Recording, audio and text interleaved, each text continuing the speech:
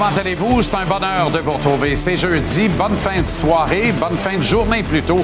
Bon début de soirée. Je suis désolé, la journée a été très longue. Bienvenue à JC.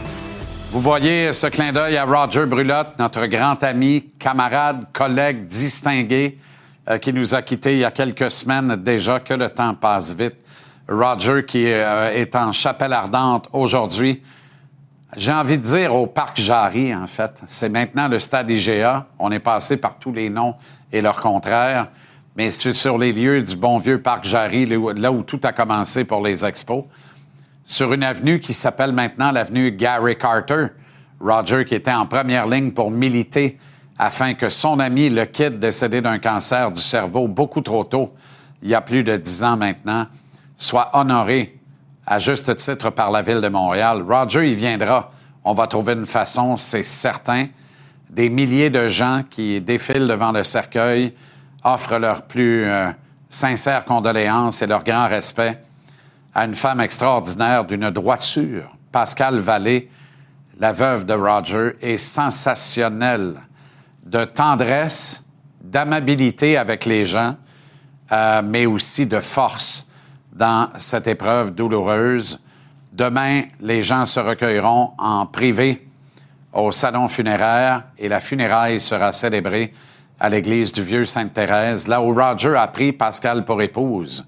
Il y a une quinzaine d'années de ça déjà. Je me répète, mais que le temps passe vite. Ce sera samedi matin sur le coup de 10 heures. Je serai avec mon camarade Félix Séguin pour prendre l'antenne dès 9 heures, simultanément à LCN et ici à TVA Sport pour une émission spéciale en marge du dernier adieu qui sera célébré à la mémoire de Roger Brulotte. Le Canadien, lui, reçoit le Lightning de Tampa Bay dans un duel au sommet ce soir parce que la vie continue. C'est un match étincelle pour permettre au CH de retrouver le feu sacré qui l'a animé lors de la formidable poussée de 8 victoires de suite. C'était encore récemment. En titre, le Canadien a 9 victoires dans les 10 derniers matchs. 2 intervenants sous peu, Anthony Martineau et Nicolas Cloutier au Centre Bell. Mais d'abord, au Parc Jarry, sur l'avenue Gary Carter, pour la Chapelle Ardente, en hommage à notre ami Roger Brulotte, Kevin Crane Desmarais de TVA Nouvelles. Journée très émotive, Kevin. C'est le moins que l'on puisse dire, euphémisme dans les circonstances. Oui, tout à fait, Jean-Charles. Toute la journée, des centaines de personnes sont venues ici se recueillir, rendre hommage à notre collègue Roger Brulotte, une personne tant aimée, tellement d'histoires que des gens nous ont racontées. Tu sais, Roger était chroniqueur au Journal de Montréal, ça s'appelait « Partout en ville » et on comprend pourquoi il était partout. Les gens avaient tellement d'anecdotes à nous raconter. Lorsqu'on arrive sur place, bien, on voit sur des écrans, oui, des photos de Roger tout au long de sa carrière, mais aussi le dernier match des Expos à la télévision, où est-ce qu'on entend Denis Casavant, Claude Mayotte et même Roger Brulotte. Ça fait drôle d'entendre sa voix et l'entendre dire « bonsoir ». Elle est partie et tu en as parlé en début d'émission, mais sa conjointe Pascale Vallée, oui, elle est solide. Elle me disait tantôt qu'elle se nourrissait des hommages que les gens pouvaient lui dire au sujet de l'homme de sa vie qui est malheureusement parti. Il y a aussi des photos super sympathiques de Roger. Les gens viennent se recueillir devant le cercueil. Tantôt, on a aussi vu Youpi. Une image marquante parce que tu disais tantôt, ouais, on est au stade IGA. C'est ici que les expos sont nés au stade Jarry. Roger Brulotte, à ce moment-là, était un bénévole. Il a monté les échelons. C'était un vrai passionné. Mais il a aussi fait partie de la création de Youpi. Et de voir Youpi se recueillir devant le cercueil, devant les téléviseurs, c'était vraiment poignant. Voici maintenant quelques témoignages d'amis de Roger. Tu vas le voir, Jean-Charles, c'était chargé en émotions. Je m'y attendais que ça soit émotif comme ça, là, mais là, la réalité nous frappe en plein visage. Là, j'ai de la difficulté à prendre le dessus depuis la mort de mon chum. c'est 64 ans, là, qu'on est ensemble, là, partout. C'est sûr que d'être ici aujourd'hui, l'émotion est forte. Là. Tu veux dire, de voir tous les gens qui participent, de la manière qu'ils nous ont reçus. Je suis certain que notre chum, il doit être bien heureux de ça.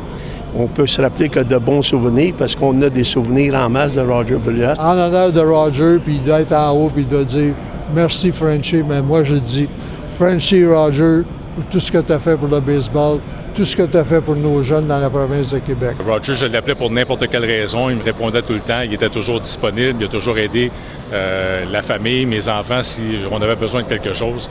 Alors, c'était vraiment un collègue vraiment sympathique. Pour moi, ça me touche tellement et de voir qu'il a rendu tellement de gens heureux et des beaux souvenirs. Chacun a une anecdote, chacun a son histoire.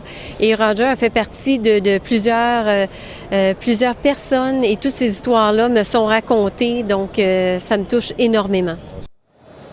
On a vu plusieurs ministres, également le premier ministre sortant du Québec, François Legault, encore pour quelques heures à peine. Ça en sera terminé officiellement dimanche lors d'une réception en son honneur qui était là également aujourd'hui, mais aussi les gens du public que Roger affectionnait particulièrement et qui le lui rendent bien aujourd'hui. Et d'offrir cette accessibilité-là, j'ai envie de dire au vrai monde, les gens qui ont tant aimé Roger et qui leur a si bien rendu, c'est formidable. Alors ça se poursuit au Parc Jarry ou au Stade IGA pour les plus jeunes à l'écoute. Jusqu'à 19h ce soir. Kevin Crane-Desmarais de TVA Nouvelles, merci infiniment. Excellent travail aujourd'hui et à une prochaine, Kevin. À bientôt. Alors voilà, parce que la vie continue. Oui, coup de chapeau. Puis là, encore une fois, vous me direz que je prêche pour la paroisse, là. Tabarouette. La vie est tough. Quand on fait des choses de bien, il faut le dire. Alors, je désire saluer notre grand patron ici, Pierre-Carl Péladeau, le remercier d'avoir ouvert les bras et le cœur et d'avoir pris charge. Mais alors là, littéralement, avec tout ce que ça implique, et entendez bien le propos ici, tout ce que ça implique, toute cette cérémonie, tous ces hommages pour saluer la mémoire de Roger Brulotte. Pierre-Carl aimait profondément Roger Brulotte. Il est allé le voir tantôt au CHUM, tantôt au Centre Marie-Calac, à plusieurs reprises. Roger le lui rendait bien lui aussi. Et il a été très permissif afin que l'on puisse célébrer comme il se doit la mémoire d'un grand homme, Roger Brulotte. Je dis chapeau, bravo et merci à notre patron ici, à Québecor et au groupe TVA. J'allais le dire, le Roger dirait « Enchaîne, kid. Le Canadien joue à soir. Caulfield peut marquer son 50e. Hudson veut battre le Big Bird, Larry Robinson. Il n'y arrivera pas, mais il veut le battre. Puis s'il le fait, il va me dire « C'est fait, là? » « Oui, c'est fait, là, Roger. Oui, c'est fait, là, Roger. Aide-nous donc à part de ça, Tabaslac. Il me semble qu'une Coupe Stanley pour clôturer un printemps pas facile, ça pourrait être formidable. Là, on met à charrue de 20 bœufs. On va commencer par Anthony Martineau, qui est au Centre Bell, dans le camp du Canadien, comme à chaque jour. Anto, comment tu vas? Ça va bien. Évidemment, c'est dur de rester insensible à cette série d'hommages et de témoignages aussi à l'endroit de Roger Brulotte. Mon petit grain de sel à tout ça, mais quel grand homme. Et ça fait du bien, en quelque sorte, de voir tous ces gens se remémorer de bons souvenirs par rapport à Roger Brulotte. Tellement. OK, Martin Saint-Louis refuse de dévoiler sa formation, mais ton œil aiguisé nous rapporte que tout indique que Zachary Bolduc ne jouera pas le match de ce soir à la faveur de Joseph Veleno. Non seulement mon œil aiguisé, mais les informations qui me sont acheminées également, parce que l'entraîneur refuse d'élaborer sur son alignement. Faisons nos devoirs en coulisses et trouvons des réponses. Alors, Zachary Bolduc, en effet, JC laissé de côté ce soir. Joe Veleno prend sa place. Bon, ça va en froisser certains. On parlait de la part de Zachary Bolduc, JC, toi et moi, il n'y a pas plus tard que 3 jours. On disait que peu importe le trio sur lequel il se retrouvait, ce trio-là performait bien. Et là, ce soir, tu enlèves Zachary Bolduc, tu ramènes Joe Veleno qui, lui, était dans les gradins au dernier match en raison d'un virus. comment je pourrais dire ça? Ben, c'est parce Il y que. en a qui vont dire, m'a t'aidé, et peut-être là. que je... M'a t'aidé, là. Ouais. J'ose espérer que le coach ne dira pas, ben, Zach a de la difficulté à scorer, parce que Joseph Veleno ne score pas d'un but d'handball. Arrêtez-moi ça, là. Puis j'adore Veleno, puis je trouve qu'il a offert de très belles choses aux Canadiens lorsqu'il a été utilisé et finalement revenu au jeu après une longue période d'absence. Et je pense que Veleno, sa place est dans l'alignement. Au péril de Zachary Bolduc, hey, il faut arrêter la niaiserie, là. C'est un blasphème. Je vais le dire, là, parce que c'est un blasphème. Regardez les statistiques d'efficacité de Bolduc, comment, quand il arrive sur un trio, le trio fonctionne généralement de bien à très bien. C'est un blasphème. Et ça ment final. pas. Ça ne ment c'est pas, noir sur cette blanc. statistique-là. Je veux dire, on n'invente rien, là. Puis j'entends les gens, ouais, c'est un Québécois. Non, les chiffres sont les chiffres. Bon, toujours est-il que c'est ça quand même. Et autre petite nouvelle, je sais, mais Gallagher a encore une fois ce matin fait du temps supplémentaire, ce qui indiquerait sa présence à nouveau sur la galerie de presse. Devant le filet, on peut croire à Jakub Dobeš, du moins, on espère que ce soit lui. Et défensivement, on peut s'attendre également à ce que Kaden Goulet saute son tour encore une fois. Patinait ce matin avait pas l'air très confortable là, avant l'équipe régulière. On va-tu nous le dire que Goulet est blessé, là, au lieu de nous parler de journée de traitement de Calvas? Qu'on nous le dise qu'il est blessé. On a tellement peur qu'on dise « Ah ben encore, on sait bien ». Ben encore, on sait bien certain, il est blessé. Viac, voyons. Ben sinon il jouerait. Alors, duel ce soir, très important au classement. Deux équipes nez à nez, même nombre de matchs disputés, 102 points chacune. On veut l'avantage de la glace, on veut s'assurer d'entrer en série avec le momentum. Mais il y a un gars qui s'appelle Nikita Kucherov, Jean-Charles, qu'on doit contenir si on espère les 2 points ce soir. Kucherov qui est littéralement le 2e meilleur pointeur de la Ligue nationale depuis, tiens-toi bien, 2016. Wow. Moyenne de points par match, tout juste derrière Connor McDavid. Alors, comment limiter un gars comme Kucherov, Martin Saint-Louis? C'est limiter ses touches. Puis je sais qu'il va être touché. On peut-tu limiter ces touches-là? Puis, les touches multiples, la POC, elle trouve beaucoup. Fait que. Puis beaucoup de choses partent avec lui. I think you just kind of, you see so much of them and get used to what they're trying to do. But you kind of treat it as if it's any other game. You got to get ready. Obviously, you respect the way they play and try to protect the downside of things, but you just try to play them hard and, make it hard on them. Un match de série éliminatoire ce soir, ça veut dire que quand les séries vont commencer, si tout le monde est en santé, Bolduc va être dans les estrades. Fais juste revenir là-dessus. Pensez à ça, là, puis essayez de me convaincre que ça fait du sens. Jakub Dobeš va être devant le filet, même si Martin n'a pas voulu le confirmer. Moi, comme je te disais, écoute, je serais très surpris que ce soit pas le cas. Du moins, j'espère que ça va être lui. Un match, c'est le match de l'année ce soir. Le 20e match de l'année, mais quand même, il faut gagner ce match-là chez le Canadien. Tu y vas avec ton gardien qui t'en donne le plus depuis 2 mois, Jakub Dobeš. OK. Petite note en terminant, peut-être, rapidement, Anto? Ben oui, sur le désavantage numérique, si tu permets, parce que ça a été une épine dans le pied du Canadien de Montréal depuis le début de la saison. On sait que ce club-là peut marquer, mais le désavantage numérique était problématique, du moins jusqu'au 15 mars dernier. Depuis cette date-là, Jean-Charles, le Canadien fait très belle figure. 5e meilleur désavantage numérique de toute la Ligue nationale au cours des 13 derniers matchs. Alors, comment on explique ça chez l'entraîneur-chef, Martin Saint-Louis? Moi, je pense qu'on est plus connectés. Je pense qu'on travaille plus ensemble. On respecte plus nos règlements. C'est pas une chose, c'est sûr, nos gardiens ils jouent bien. C'est pas une chose, mais on a passé beaucoup de temps là-dessus. On savait qu'il fallait progresser là-dedans. On savait qu'on allait progresser là-dedans aussi. Puis, c'est pas linéaire. Ça prend de la patience un petit peu. Ça prend de l'enseignement. Ça prend de l'engagement. Mais, quand les joueurs sont habitués ensemble, ça l'aide. Merci, Anto. Bonne soirée, bon match, mon ami. Merci à toi, à bientôt. Salut. Au billet de saison, à 18h tantôt, on va y faire les lignes. C'est le temps, là. On dit tous qu'on a 14 joueurs en santé à l'attaque, qu'on a l'embarras du choix. Bien, moi, je dis ceci, on n'a pas 14 joueurs en santé à l'attaque. On en a 15. Puis le 15e ne s'appelle pas Patrick Laine, il s'appelle Michael Hage. Puis il s'en vient dans quelques jours à peine maintenant. Alors, on va en parler au billet de saison vers 18h tantôt, juste avant le coach Danny Dubé. Mais d'abord, il était dans le camp du Lightning de Tampa Bay aujourd'hui. Nicolas Cloutier qui est avec nous.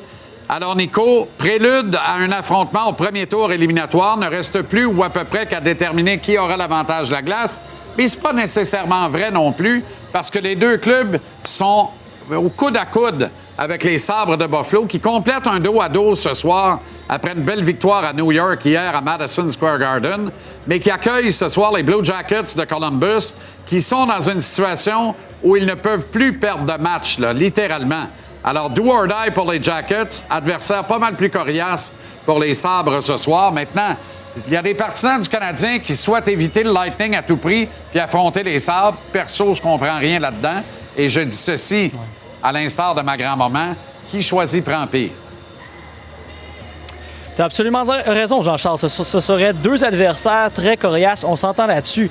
Et aujourd'hui, au moment où on se parle, les chances sont à la hauteur de 90 % que ce soit le Lightning ou les Sabres de Buffalo pour le Canadien. Toujours est-il qu'il y en a plusieurs qui redoutent le Lightning à cause d'Andrei Vasilevskiy, à cause de Nikita Kucherov. Et si vous êtes dans ce camp-là, ironiquement, vous devez souhaiter une défaite du Canadien de Montréal ce soir. Parce que le Lightning détient deux bris d'égalité importants dans l'Est, lesquels sont les victoires en temps réglementaire et les victoires en temps réglementaire avec celles acquises en prolongation. Donc, une victoire du Lightning les propulserait au premier rang de l'Atlantique et ferait potentiellement reculer les Sabres au deuxième rang, ce qui mettrait la table pour un affrontement provisoire avec le Canadien. Donc, tu as raison, Jean-Charles, qui choisit prend pire. Alors qu'une victoire du Canadien ne les fait pas grimper au premier rang en raison des colonnes que tu viens d'illustrer. Le Canadien demeurait toutefois deuxième plutôt que troisième devant le Lightning. Puis l'enjeu, c'est d'avoir l'avantage de la glace au premier tour des séries. Maintenant, tout indique qu'Anthony Cirelli va jouer le match de ce soir. C'est donc une confrontation au sommet des favoris pour le trophée Selke, Suzuki-Cirelli. Une confrontation, c'est encore drôle. J'ai été diplomate parce que c'est peut-être la seule menace là, pour la couronne de Nick Suzuki pour l'éventuel trophée Selke. Il y a des signes qui ne manquent pas dans les paris sportifs. Quand on décide de retirer de l'offre le trophée Selke, c'est parce qu'il y a un favori qui s'est détaché. Et ce favori, en ce moment, c'est Nick Suzuki. Tout indique qu'il va succéder à Guy Carbonneau, là, qui a été le dernier joueur du Canadien à remporter un tel honneur et à peu près 34 ans. Par contre, si on regarde les statistiques, Cirelli avait une candidature là, qui était quand même assez béton. Et on remarque que, les chiffres que je vous ai préparés, c'est seulement le temps de jeu en avantage numérique qui a finalement pénalisé Cirelli. Parce que, la course là, pour Suzuki, elle se gagne au point. C'est même pas proche. Là, il pulvérise Anthony Cirelli pour la production.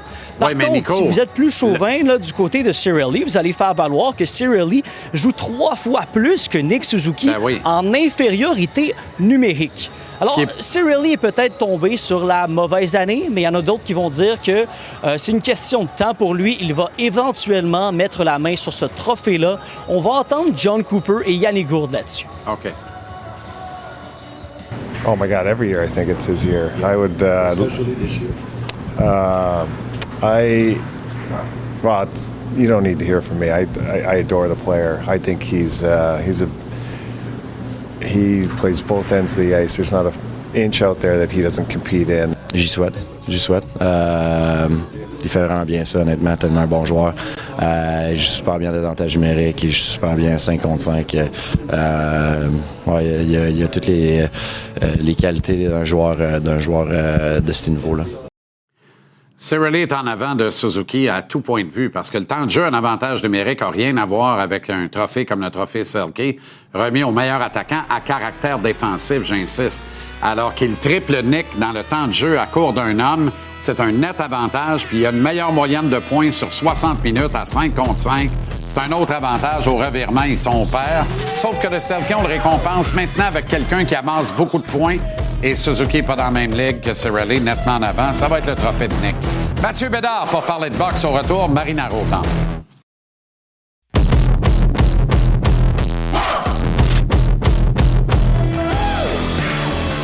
Mathieu Bédard est au cabaret du Casino de Montréal pour la carte Eye of the Tiger Management.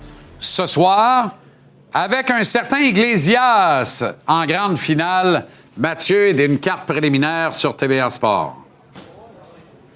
Oui, absolument. Un super combat en finale entre Iglesias et le Russe Pavel Siliagin. Et on parle quand même d'un combat d'unification des titres pour la ceinture IBF et IBO. Ceinture IBF qui a été détenue pendant des années par Lucian Boutet de 2007 à 2012. Et on sait que les fans de boxe ce soir vont être servis avec une superbe sous-carte. Le combat de la soirée entre Iglesias et Pavel Siliagin risque de faire des flamèches. C'est un petit ring, on l'a dit, c'est deux styles complètement différents. Et on est en terrain connu pour l'entraîneur de Iglesias, alors que George Dabrowski, l'entraîneur d'Iglesias, a été pendant des années l'entraîneur d'Arthur Abraham, le champion WBO des super moyens. J'en ai parlé un petit peu plus tôt cette semaine à Camille et Stéphane de l'importance de ce combat et surtout de ce que ça pourrait apporter à Iglesias sur la renommée mondiale.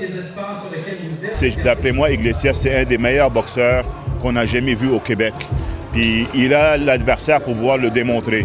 En plus, c'est un combat d'unification. Je suis vraiment heureux de pouvoir le faire pour le Casino de Montréal parce que le Casino a tellement contribué à la boxe québécoise à travers des années. Alors, d'en redonner avec un combat de cette qualité-là, ça me fait vraiment plaisir. Je pense qu'Iglesias, c'est un boxeur qui est très spécial.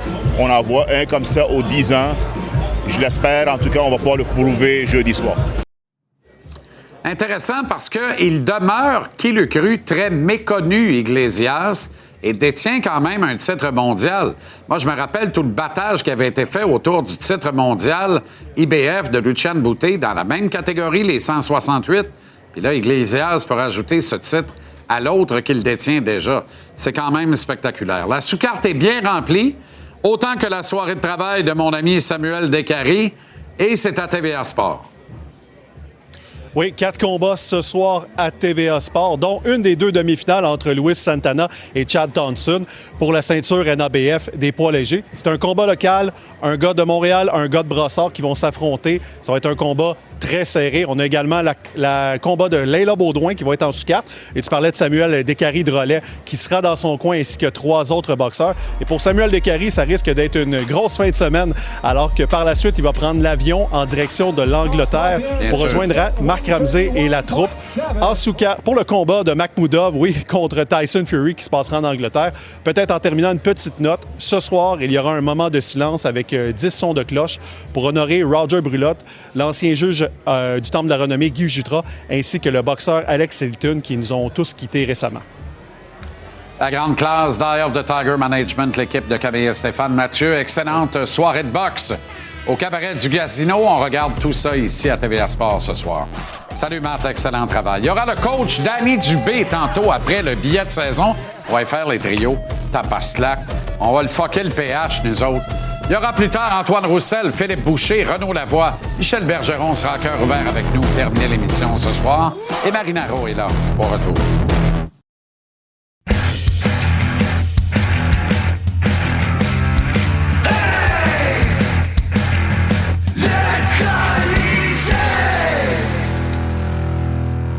Avec Bello Marinaro, Tonino. Comment ça va? Très bien, toi? Ça va très bien. Journée chargée. Oui. Journée chargée, décorum extraordinaire. Vous le voyez d'ailleurs en lunettes, là, des images en direct du stade IGA où la chapelle ardente vous permettant de payer vos respects à Pascal Vallée, une grande dame, et à notre regretté confrère et ami Roger Brulotte. Ça se déroule jusqu'à 19h ce soir. C'est le stade IGA, mais au fond, c'est le parc Jarry situé sur l'avenue Gary Carter. Ça ne s'invente pas. Tony en a eu la chance, l'honneur d'accepter la demande de Pascal d'être à ses côtés pour l'une des premières heures de cette chapelle ardente aujourd'hui. C'est chargé, hein? C'est quelque chose. C'était évidemment beaucoup d'émotions, mais c'était quelque chose de toute beauté. Ça a été, écoute, c'était parfait, tu sais. C'était Roger. Tu sais, au Parc Jarry, au stade IGA, mais anciennement le Parc Jarry, où est-ce que les Expos ont joué,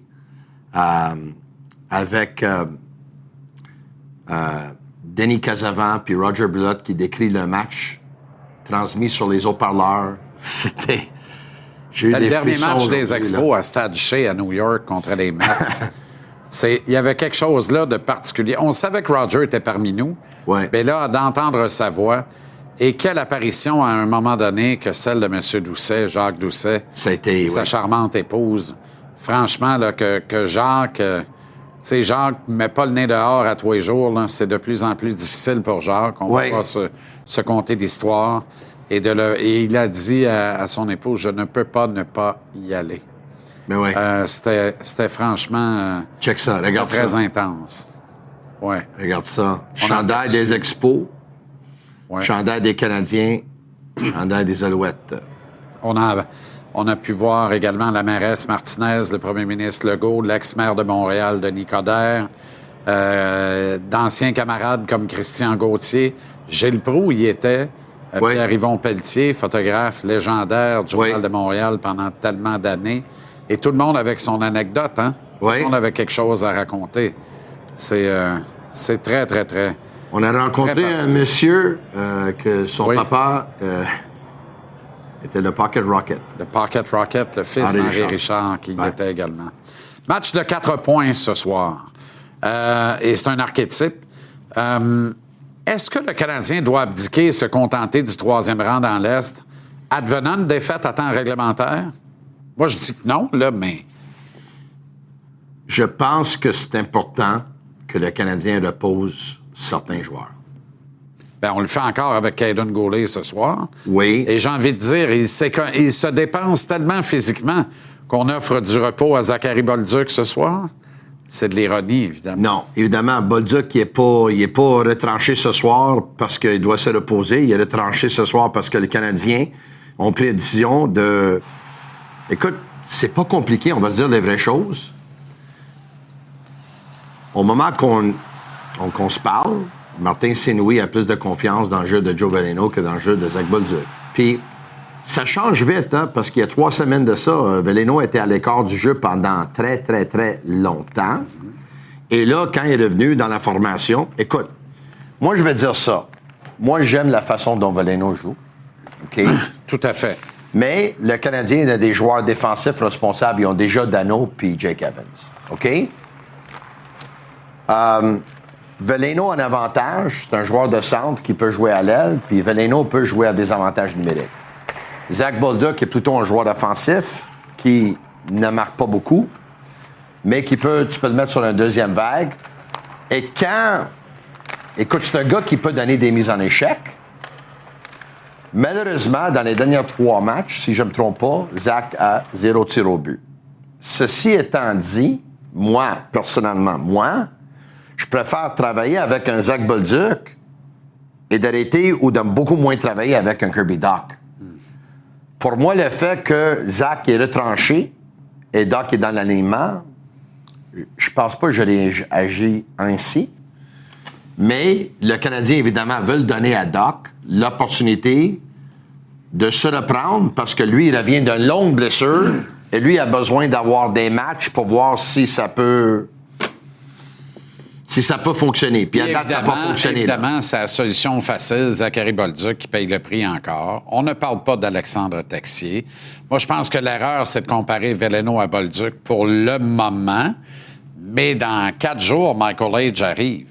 Il va te donner une 3e option capable de prendre des mises en jeu, un 2e droitier plus le gaucher Newhook, dans le top 6. Et tu vas avoir 3 options, 2 droitiers, un gaucher également, Evans, Kapanen et Dano, dans le bottom 6. Mais dans le dernier 4 matchs, Joe Veleno va risquer de sortir de la... Dans les derniers 4 matchs, tu ne peux pas enlever Texier. M'excuse, il vient de revenir il y a un match. Je comprends parce qu'il était blessé. Ben oui. Dans les derniers 4 matchs, s'il lui reste en santé, tu ne peux pas enlever Texier. Pourquoi? Parce qu'il donne une opportunité si jamais le match se rend en fusillade. Ah bon? Eh bien, c'est vrai qu'il a marqué un but, mais les autres n'ont pas cette opportunité-là. On a une certitude. Texier est capable de marquer, Suzuki n'est pas capable de scorer. Qu'est-ce qu'on sait de Bolduc? Tu es capable de compter Bolduc? On ne le sait pas, il n'est jamais allé. Je comprends. Il n'a pas touché de l'année de la glace en prolongation. Je comprends. Il n'a pas touché de l'année de la glace en tir de barrage. Puis il a joué quoi? Il n'a même pas joué 10 minutes avec un homme en plus depuis le début de la saison. Pourtant, Nicolas Martineau a des stats hyper pertinentes qui démontrent clairement la dominante de Zachary Bolduc. Oui et non. Depuis plusieurs semaines. Oui et non. Et comment, lorsqu'il arrive sur un trio, le trio fonctionne? Oui et non. Pourquoi non? Parce que les statistiques que on a vues, c'est des statistiques qui démontrent le pourcentage, le ratio de buts attendus. C'est ça? C'est de ça que tu fais référence? Notamment. Puis sur les 5 trios les plus productifs des Canadiens, qui ont joué 50 minutes ou plus, Bolduc figure dans 4 des trios. C'est ça? Par contre, 50 minutes, là, des fois 60 minutes, là, c'est un match. Exact. C'est un petit échantillon. Je te donne un exemple. On parle de 5 matchs. Je te donne un exemple. Je te donne un exemple, OK? Le trio de Caulfield, Suzuki et Slafkovsky, évidemment, cette saison a été de loin le meilleur trio des Canadiens. C'est l'est. Quand ils... Ouais. Puis les autres sont à 53 %. Ils sont pas dans le top 5, me semble, ils sont 7e ou 8e.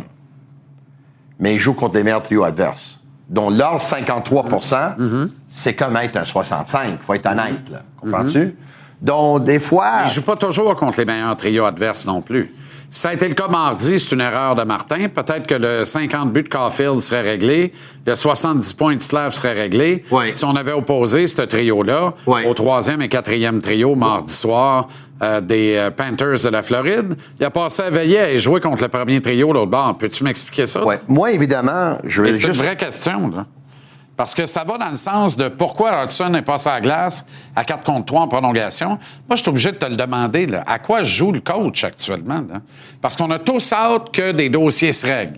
Les 100 points de Suzy, mais surtout les 50 buts de Caulfield. Tu avais une opportunité rêvée. Le 3e et le 4e trio de la Floride mardi, c'est des gars de Ligue américaine. Ouais. Tu les as pas opposés une maudite fois à la ligne de Suzuki. Peux-tu m'expliquer ça? Tu es à Montréal, tu as le dernier changement, Armand. Le 3e, 4e trio? Exact. Pourquoi il l'a pas fait? Non, c'est pas vrai parce que le 4e trio a marqué un but contre le trio de Suzuki. Non, sur un changement, sur un processus de changement, Tony. Ouais. Il n'y a pas eu d'opposition. Tu sais, le dernier changement, là, t'opposites, il met sa ligne, sa glace, tu mets la tienne, ou t'apportes un changement rapidement. Okay. Moi, j'ai envie de te dire, là, ça a dormi un peu en arrière du banc mardi. On va être on se retrouve encore ce soir oui. à attendre le 50e but, le 70e point, le 100e point, le 80e point. OK. On a une belle discussion. On va se dire les vraies choses. Les Panthères étaient sans les services. Oui, les Panthères étaient sans les services de Barkov. Notamment. De Reinhardt. On les nommera pas toutes. De Matthew Tkachuk, de Brad Marchand, de Lundell, de Mikola, de Ekblad, de Bobrovsky dans les buts. Est-ce que Martin Saint-Louis devrait vraiment matcher les trios contre les Panthères décimés qui sont sans les services de deux de leurs meilleurs défenseurs? Je comprends, parce que le Canadien dormait au gaz. Ça fait combien? Alors... Parce que le Canadien dormait au gaz. Mais les gars, là... Ils ne devraient même pas matcher. C'était le deuxième trio des Panthères était un 3e, 4e, puis le 4e était un 6e. Exact. Mais je suis pas d'accord avec toi. À plus forte raison, il faut que tu matches. Parce que tu as des dossiers à régler. Puis tous les gars, ils savent que c'est un pique-nique. Puis le coach, il dit non, il n'aura pas de pique-nique. La première ligne, vous allez travailler contre le seul trio qui a de l'allure l'autre bord, presque toute la veillée. Pourquoi? Pourquoi? Tu l'as, le pique-nique, prends-les, déploie à nappe, ouvre les sandwichs, débouche un rosé, c'est le printemps, fais-les ton pique-nique. Puis après ça, là, tu vas pouvoir te concentrer jeudi, avec la visite du Lightning, à recommencer à préparer ton club vraiment pour les séries éliminatoires. Ce soir, c'est supposé être ça. Et ce soir, on le sait que c'est pas ça. Ce soir, on court encore après Caulfield puis le 50e. Tu comprends? C'est toujours Tu m'as parlé de Bolduc. Moi, évidemment, je ne lance pas la serviette dans le cas de Zachary Bolduc. Moi, je crois beaucoup en Zachary Bolduc, personnellement. Moi, je pense que... Tu crois en Bolduc quand tu le dis, puis tout ce que tu dis après démontre le contraire. Non, parce que moi, je crois dans le Bolduc, mais tout ce que je dis... Je suis en train de me dire le plus sérieusement possible que c'est logique ce soir que Bolduc joue pas à la game. Parce que Texier va peut-être te gagner la game en tir de barrage. Moi, je te dis, Jean-Charles... T'es-tu sérieux, là? Qu'on l'aime ou l'aime pas, puis on l'aime... Parce que moi, je suis convaincu que Martin Saint-Louis, un de ses prochains défis va être de faire la même job avec Bolduc qu'il a fait avec Cole Caulfield. Moi, c'est ça que je pense va venir, là. Écoute, là, je pense pas que Martin Saint-Louis a quelque chose contre Zachary Bolduc. Zachary Bolduc, tu penses que Martin Saint-Louis veut pas que Zachary Bolduc marque Zachary Bolduc a sa 2e saison dans la Ligue nationale cette année, parce que c'est ce que c'est, est un bien meilleur joueur de hockey sans la rondelle que Cole Caulfield l'était à sa 2e saison. Il n'y a pas une grosse job à faire avec, là. Tout ce qu'il y a à faire avec, là, c'est travailler ça ici en lui donnant de l'amour, de la confiance, puis en lui offrant des opportunités de la mettre dedans. Oui. Parce que c'est d'abord et avant tout ce qui fait dans la vie compter des buts. Mais Martin... Maxime Lapierre avait un point extraordinaire il y a une couple de semaines. Il dit, te rappelles-tu qu'on a essayé de dire à Guillaume Latendresse à Montréal que tout ce qu'il a fait toute sa vie, c'est scorer des buts? T'es arrivé à Montréal en disant, t'es grand, t'es gros, frappe, ça va t'aider dans ta carrière. Il est sorti de Montréal à coup de pied derrière, pendant scorer 30 au Minnesota. Fait que c'est ça qui nous attend avec Bolduc encore. On répète la même erreur. C'est pas le même monde. Bolduc, je ne crois pas qu'il va sortir. Je pense qu'il va... Écoute, c'est un jeune joueur de la 2e saison dans l'NSA, tu viens de mentionner. Il a été changé à un autre club. Il rentre dans un autre système, un système où est-ce que tout le monde va très, très bien offensivement. Mais lui, un instant. C'est game 79 à soir. Penses-tu que Martin Saint-Louis ne veut pas que Zach Bolduc marque des buts? Il lui donne 14 minutes par match. Il lui met sur 2e vague d'avantage numérique. Puis Zach, dans les derniers 3 matchs, il a 0 tir. Moi, je vais t'expliquer quelque chose, là. T'en as vu des matchs de hockey? Veleno, il en a combien, lui? Est-ce que t'as déjà vu un Veleno, joueur... il en a combien? Un instant. Est-ce que t'es déjà vu... Tu viens de me dire il y a quelques minutes, on ne compare pas Veleno avec Zach Bolduc. Non, mais on peut... Mais je peux te trouver des points de comparaison. Parce que Veleno joue en désavantage numérique. Je peux te comparer Bolduc avec Doc, Bolduc avec Texier, Bolduc avec Veleno. Je peux te le comparer avec un paquet. Moi, je t'avais dit que je suis pas le président du fan club de Kirby Doc. Mais est-ce que tu as déjà vu un joueur marquer des buts sans prendre des tirs au but? Impossible. Moi, je vais donner une petite suggestion à Zach. Là. Zach, t'es tout un franc-tireur. On t'a vu dans la Ligue junior majeure du Québec. Tu en as marqué 50, tu en as marqué 19 buts l'an passé. Est-ce que tu peux utiliser ton tir?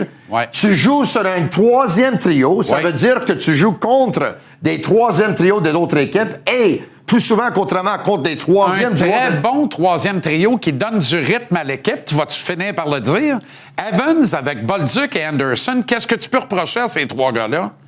Imagine-toi quand ça va être Kapanen qui va être au centre de Bolduc et Anderson. Parce qu'au premier match des séries éliminatoires, là, c'est ça qu'il faut que ce soit.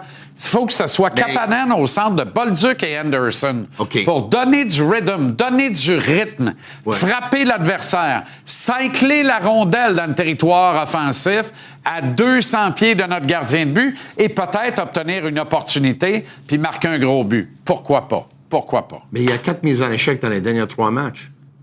Texier a eu 4 derniers matchs, ça peut.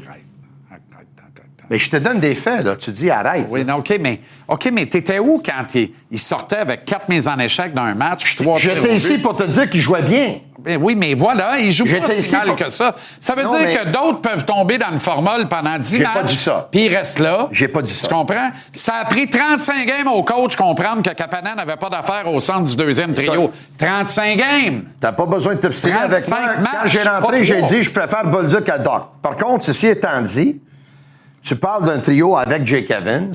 On va se dire les vraies choses, comme on dit depuis le début. Martin Saint-Louis n'a pas beaucoup de confiance dans le jeu sans la rondelle de Zach Bolduc. Bien, je suis pas d'accord. Quand Zach est dans sa zone... Je suis pas d'accord, parce que s'il n'avait pas confiance dans le jeu sans rondelle, il ne jouerait pas tout court. Parce que là, il joue sur un trio où il doit être bon sans la rondelle. Mais tu as quelque chose d'intéressant, là, puis tu allais le dire, puis d'après moi, tu t'es rendu compte que ça faisait pas de sens parce que tu allais scorer dans tes goals. Vas-y. Comment tu veux qu'il produise avec Jake Evans? Mais c'est-tu normal que Jake Evans produise plus que Zach Bolduc, dernièrement? Ben non, c'est pas normal.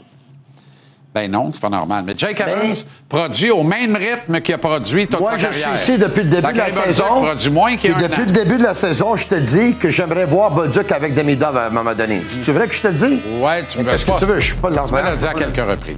Je te dis à quelques reprises. Tu devrais le dire plus souvent. En tout cas, il joue pas ce soir. Le fait qu'il joue pas... Et ce soir, c'est le match le plus important de l'année. Ça veut dire qu'il joue pas le premier match des séries. Ça veut dire que ça s'aligne vers ça. Ciao, Bello. On voit que les autres échappent. Restez là. Ciao.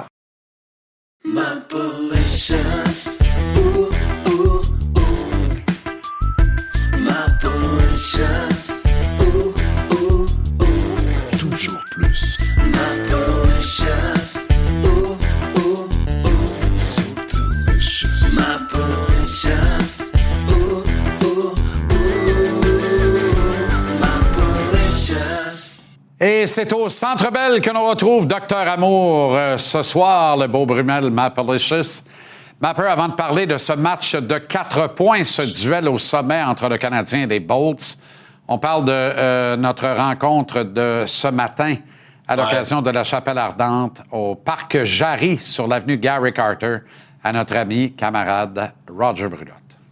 Écoute, c'est une journée émotive. Tu sais, je sais que t'avais une belle complicité avec Roger. Tu connais évidemment la complicité que notre chum Bergie avait avec lui. Fait que Bergie m'a demandé de l'accompagner là-dedans. Puis je peux te dire que notre chum Bergie, là, il trouve ça tough en titi. Il en a parlé, là, je vous apprends rien. Il a l'impression de perdre un frère. Puis il appréhende beaucoup les prochains jours. C'est des grosses émotions. C'est pas évident.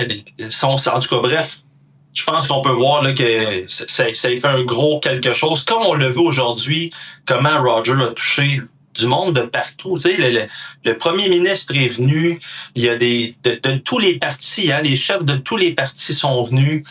Pascal Saveuve, qui est d'une gentillesse là, vraiment au-dessus de la moyenne, qui est vraiment forte, puis j'ai eu la chance de jaser avec elle. Là, c'est la magnifique femme qui est à gauche, là, juste à la droite de Bergie, puis qui me disait, je refuse de tomber dans la grosse peine. Elle dit, j'ai tellement été privilégié de passer du temps avec Roger, puis elle aimait son Roger. Fait qu'elle prend ça avec le sourire le plus facile, le plus, tu sais, on voit notre ancien collègue Pierre Bruno qui a été le premier arrivé. Puis c'est ça qui était le fun puis qui était beau à voir. Il y avait des gens de partout. Il y avait évidemment des partisans de balle. Il y avait des gens de la politique, du sport, du journalisme. Il y en avait. Ça nous démontre encore une fois à quel point cet homme-là a touché tout le monde. Puis ça a été une traite en tabarouette de juste avoir la chance de le côtoyer. Puis là, pendant qu'on voit le cercueil, Youpi était sur place. Puis je sais pas si tu as pu voir ça, mon chum, là, mais... Ben oui. À un moment Quand donné, il s'est recueilli devant le cercueil, cette image-là est absolument, absolument formidable. Ah, écoute, je veux dire, les frissons, ses bras, puis je l'ai mis sur mon contexte, là, si ça vous tente si vous l'avez pas vu, puis vous voulez l'avoir, là, c'est vraiment puissant, puis tu regardes les photos en haut, là, il était super. Notre beau Roger, il y avait les chandails des Expos, des Canadiens, des Alouettes, puis c'est là que tu te rends compte comment c'est une page de l'histoire sportive du Québec. C'est même pas quelqu'un qui a joué, c'est ça qui est fou. Ça donne ça dit à quel point ce gars-là, il était puissant dans ce qu'il faisait pendant qu'on voit justement le Youpi se recueillir près de la tombe de notre bon Roger. Fait qu'écoute, c'est des journées difficiles qui s'en viennent, mais quand même des belles journées, je pense, pour tout le monde qui a eu la chance de le côtoyer. Puis écoute, Bergie puis moi, on a rendu notre hommage à notre façon. On est allé manger à la pataterie chez ma tante. T'es allé chez ma tante, finalement? Vous êtes pas allé au Smoke Meat 440? Non. J'ai mon voyage. Deux toastés moutarde d'oignon chou, Bergie? Coleslaw. Elle savait. Puis c'était drôle parce que t'as la photo de Roger chez ma tante, puis évidemment, Bergie est rentré là, les gens, les condoléances, puis racontait un petit quelque chose sur Roger. Puis là, écoute, je sais pas si vous êtes déjà allé, mais c'est comme un comptoir. Tu manges pas assis, t'es comme sur le comptoir, puis là, Bergie me contait des histoires sur Roger, puis là, je le sentais émotif, puis tu sais, écoute, c'est un frère qui a perdu, hein, fait, mais bref, c'était le t'sais, malgré tout, une belle journée, c'était le fun. Puis, faut retenir ça parce que c'est quelque chose que, et je le déplore, là, je trouve que ça se perd. Une amitié sincère, sentie, profonde, mais une fidélité aussi, sans borne. Tu comprends? Bonne chance si tu voulais mettre la marde entre deux des frères des fils de Rosemont, là, la clique de Rosemont. Bonne chance, tu voulais rentrer là-dedans pour mettre la marde. C'est toi qui sortais à coup de pied derrière.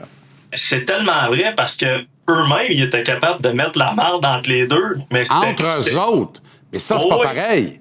Entre eux autres, comme des frères, comme dans toute bonne famille. C'était une famille. J'ai eu la chance de jouer au golf avec les deux. Puis je te le dis, Jean-Charles, là, ça se lâchait pas. Ça se picossait, ça s'envoyait promener. Puis, je jouerai plus jamais avec toi. Le lendemain matin. À quelle heure, là, t'es off?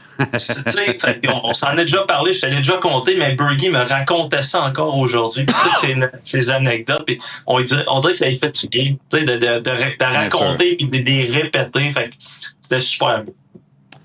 Bergie va être avec nous pour terminer l'émission tantôt, je le rappelle. Ça te laisse 20 secondes pour le match de ce soir. Le 50e de Cole, mais aussi Lane, le sensationnel, le lumineux Hudson.